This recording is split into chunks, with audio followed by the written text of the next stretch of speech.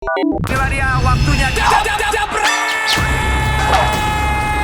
Halo Jepreti, minal aidin wal faizin, mohon maaf lahir dan batin. Bagaimana dengan Idul Fitri yang dirayakan bersama dengan keluarga, teman-teman semua? Mudah-mudahan dalam keadaan sehat dan semuanya berbahagia ya. Saya bukan Ustadz Azhari ya, jadi saya bukan Ustadz Azhari, tapi barusan seperti Ustadz Azhari ketika membawakan program di DPI. Valentino Jebret Simanjuntak kembali untuk Data Jebret.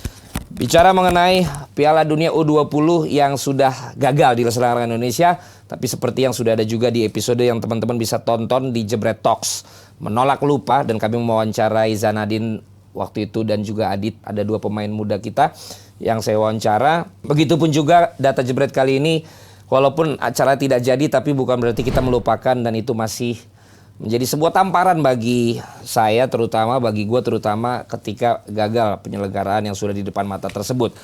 Tahukah teman-teman bahwa memang pemerintah pun sudah menganggarkan melalui Kementerian Pemuda dan Olahraga menganggarkan 500 miliar untuk mensukseskan Piala Dunia U20 yang akan diselenggarakan di beberapa kota waktu itu rencananya. Dan itu baru yang dianggarkan oleh Kementerian Pemuda dan Olahraga. Sementara itu, karena diperlukan juga perbaikan dan juga persiapan untuk stadion-stadion, maka begitupun juga Menteri Pekerjaan Umum dan Perumahan Rakyat (PUPR) Pak Basuki Hadi Mulyono selaku Menteri juga menganggarkan dan mengatakan, bukan menganggarkan, telah menggelontorkan.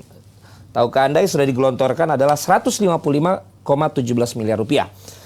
Pak Menteri Sandiaga Uno sempat mengatakan itu sekitar 500 miliar juga. Tapi ini sudah disampaikan oleh Pak Basuki yang sudah digelontorkan. Berarti bisa saja masih ada yang belum selesai, tapi yang sudah digelontorkan 155,17 miliar untuk perbaikan stadion yang rencananya digunakan untuk penyelenggaraan Piala Dunia U20 2023. Tahukah Anda, untuk melaksanakan renovasi 5 venue utama untuk pertandingan serta renovasi 20 lapangan untuk latihan, untuk itulah biaya 155,17 miliar tersebut sudah digelontorkan. Jadi ada 25 pekerjaan yang dilakukan, 5 untuk venue utama dan 20 untuk lapangan latihannya.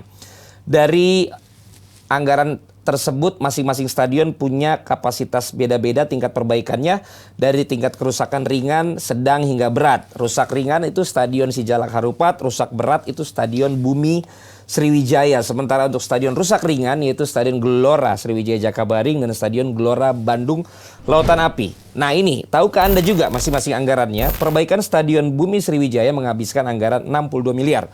Stadion Gelora Bandung Lautan Api menghabiskan anggaran 75 miliar.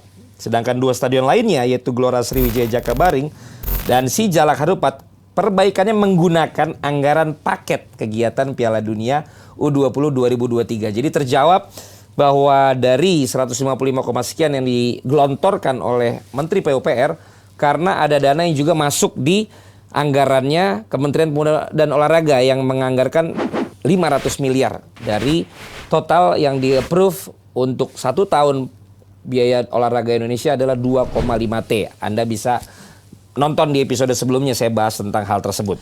Sementara sisanya tadi anggaran digunakan juga untuk perbaikan stadion lainnya di 6 provinsi yang menjadi lokasi penyelenggaraan turnamen Piala Dunia U20 2023, ada di Sumatera Selatan, di Jawa Barat, di Jawa Tengah, Jawa Timur, dan Bali. Oke, jadi renovasi stadion Piala Dunia U20 itu dilakukan selama 6 bulan dari Januari hingga Juni 2023, tapi dipercepat padahal prosesnya mencapai 100% di tanggal 2 April 2023. Tapi apa mau dikata, sudah tidak jadi kita untuk menjadi tuan rumahnya, tapi yang jelas positifnya tentu stadion-stadion ini diperbaiki dengan anggaran negara. Bagaimana kemudian dana yang sudah dikeluarkan ini? Apakah memang akhirnya ini diberikan saja untuk sebuah perbaikan yang memang akhirnya pemerintah berikan kepada masing-masing daerah dengan stadion ini, atau bagaimana?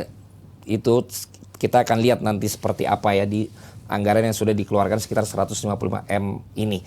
Dan bagaimana juga dengan paket yang di Kemenpora yang 500 M tadi, selain untuk perbaikan stadion ini, sisanya akan dikemanakan? Apakah akan dialihkan untuk kegiatan yang lainnya atau seperti apa? Itu juga tentu kita perlu tahu bagaimana bisa digunakan anggaran dana tersebut yang merupakan plotting anggaran terbesar di budget Kementerian Pemuda dan Olahraga di tahun 2023, sementara kejuaraannya tidak jadi. Lalu juga ada kerugian yang diberikan ataupun yang dialami oleh penyedia merchandise resmi. Merchandise resmi ini menyatakan bahwa kerugian yang mereka alami juga cukup banyak.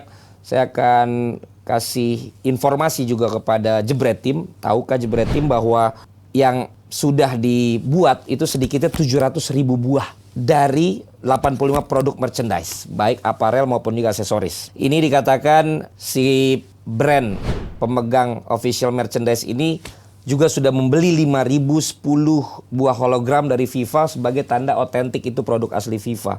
Dan ketika launching total produksinya ada sekitar 100 miliaran, yang sudah masuk produksi itu 68 miliar, tapi juga sudah beli bahan baku untuk jaga-jaga kalau ada kekurangan. Sudah bekerja sama sebenarnya dengan 13.800 outlet Alfamart, kemudian juga membuka gerai di bandara-bandara tempat di mana venue pertandingan Piala Dunia U20, tapi ini tidak jadi.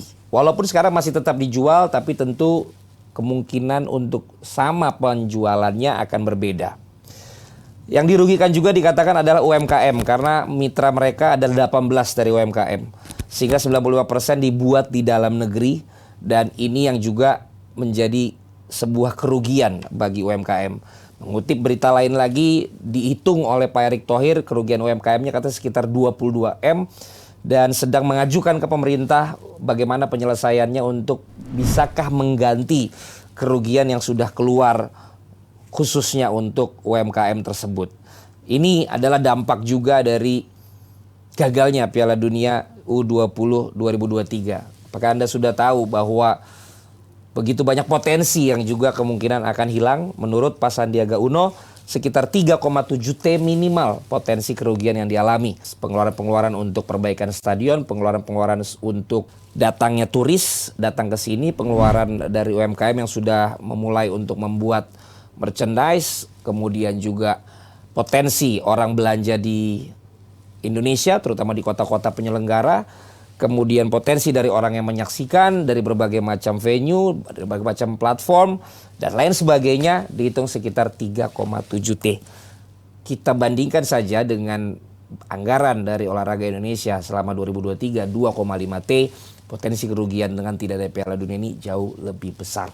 Jadi sekali lagi, entah bagaimana kalau gua nih menolak lupa bagaimana gagalnya kita menjadi tuan rumah Piala Dunia 20 dan menolak ignorance, menolak cuek juga. Bagaimana kalau begitu anggaran-anggaran yang sudah disiapkan 500 M tadi akhirnya kemana? Apakah bisa juga untuk mengganti kerugian pihak-pihak yang akhirnya sudah bekerja duluan dan mengalami kerugian? Kalau nggak bisa, bagaimana kita bisa membantu teman-teman yang sudah rugi dengan adanya pembatalan ini? Ini yang juga menjadi sebuah dampak dari gagalnya Piala Dunia yang perlu kita pikirkan bersama. Belum lagi misalnya sudah membooking hotel, apakah itu tim official, keluarganya atau supporternya, itu juga belum pernah dibahas. Karena setahu saya waktu kita nonton Piala Dunia dan Piala Eropa, walaupun ini senior, jauh-jauh hari pasti di kota yang dituju sebagai tempat venue pasti sudah dipesan. Mandalika saja waktu itu kan full book sampai akhirnya di rumah warga. Kemarin di Danau Toba juga full book. Bagaimana dengan penyelenggara Piala Dunia ini? Apakah juga sudah ada yang sudah mesan tapi kemudian akhirnya tidak jadi dan lain sebagainya? Itu juga tentu merupakan sebuah kerugian dari banyak sekali kerugian lain yang ditimbulkan. Tapi sekali lagi saya hanya memunculkan data yang memang saya baca dari sumber-sumber yang ada dalam portal dan juga dari data yang saya bisa pastikan bahwa itu tidak ngarang dari mulut saya. Mudah-mudahan dapat membantu dan juga dapat membuat teman-teman juga lebih peduli bagaimana ternyata dampak dari gagalnya Piala Dunia ini sangat besar dan juga bagaimana pertanggungjawaban terhadap dana-dana yang sudah dianggarkan maupun juga yang sudah dikeluarkan dan yang belum dikeluarkan untuk pihak-pihak supaya merasa semuanya dapat adil, tidak ada yang dirugikan secara besar-besaran dan juga transparan. Kira-kira itu aja dari gua, bagaimana melihat kerugian dari tidak adanya Piala Dunia U20 dan bagaimana pertanggungjawabannya terhadap anggaran-anggaran yang ada. Kita nanti ketemu lagi di Data Jebret selanjutnya dengan pembahasan yang lain-lain lagi. 2 episode ini kita sudah membahas yang little bit serious karena bicara tentang anggaran Kementerian Berolahraga dan juga anggaran tentang Piala Dunia. Nanti kita akan balik lagi dengan hal-hal lain yang berhubungan dengan data untuk kalian semua di Data Jebret di Jebret Media TV. Sampai ketemu lagi, salam untuk keluarga dalam liburan dan juga dalam masa Idul Fitri yang sedang teman-teman rayakan semuanya. Jebret. Inilah dia waktunya. Jebret!